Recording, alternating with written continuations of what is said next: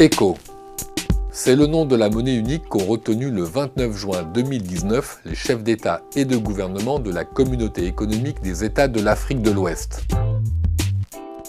Année de mise en circulation annoncée, 2020. Conséquence, l'ECO relèguera sur les étagères de l'histoire les monnaies qui ont cours aujourd'hui dans cette partie de l'Afrique. Comme par exemple le franc CFA, la monnaie de 8 pays sur 15 de la CEDEAO. Autant dire que l'enjeu est de taille.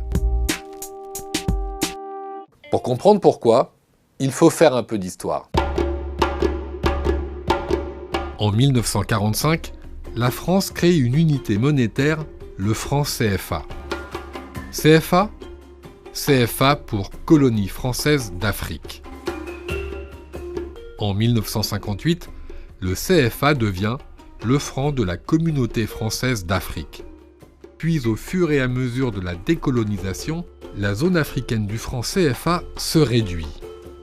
Après les indépendances, il deviendra le franc de la Communauté financière d'Afrique dans ces pays-là, et dans cela, le franc de la coopération financière en Afrique centrale.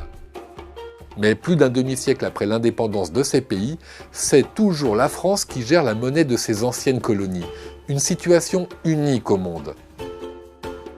En clair, ces 14 pays africains sont sous la tutelle du ministère français des Finances.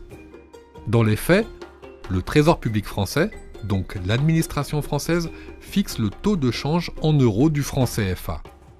Et cette parité franc-euro oblige les banques centrales des pays africains de ces deux zones monétaires à déposer 50% de leurs réserves de change à la Banque de France. Petite anecdote au passage, billets et pièces CFA, le tout est imprimé et façonné en France. Le principal avantage de ce lien avec la France et donc avec l'euro, c'est la stabilité économique et monétaire dans cette zone.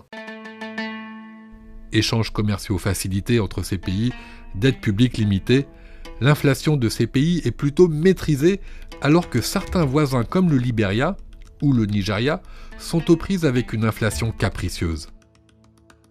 Mais ce lien avec l'euro présente aussi des inconvénients importants. Par exemple, la dépendance monétaire. Comme on l'a dit avant, ces pays doivent déposer 50% de leurs réserves d'argent en France. Pour les critiques de ce système, ces dépôts privent les pays concernés de liquidités, c'est-à-dire de monnaie immédiatement disponible pour investir notamment. En plus, ils n'ont pas le droit de créer de la monnaie supplémentaire, en cas de prévision de croissance par exemple, d'où un manque de crédit, notamment pour les entreprises. Donc, un développement potentiellement ralenti de ces pays. On a un rationnement du crédit. Donc c'est clair, les banques africaines en zone franc ne prêtent ni aux ménages ni aux entreprises. Elles prêtent très peu et quand elles prêtent, les taux d'intérêt sont très élevés. Et comme on l'a dit avant, le Trésor public français fixe le taux de change en euros du franc CFA.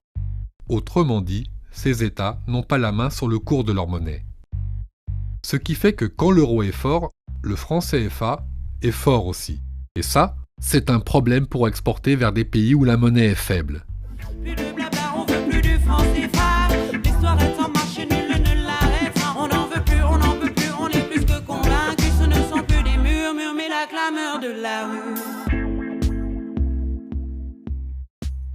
Du coup, l'idée d'un CFA exit, c'est tentant. D'abord, même symboliquement, ce serait un bon moyen de s'affranchir de la tutelle de Paris pour toutes les raisons qu'on a vues avant.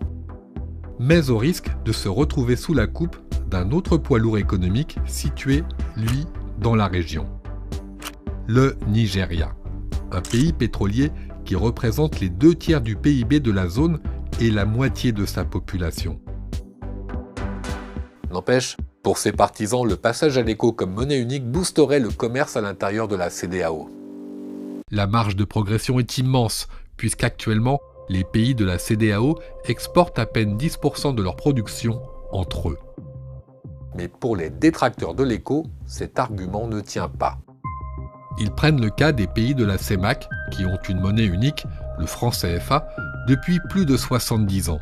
Et malgré ça, ils ne commercent pas beaucoup entre eux. Autour de 2% du total des échanges. Enfin, et surtout, pour tourner la page du franc CFA, ces pays, comme tous ceux de la CEDEAO, doivent d'abord être économiquement solides. Ils doivent remplir certains critères dits de convergence. Par exemple, inflation inférieure ou égale à 5%, déficit budgétaire qui ne doit pas dépasser 3% du PIB, réserve d'argent, etc. Tout ça pour que les économies de ces 15 États soient relativement comparables. Problème, à ce jour, aucun d'entre eux ne respecte ces critères de convergence.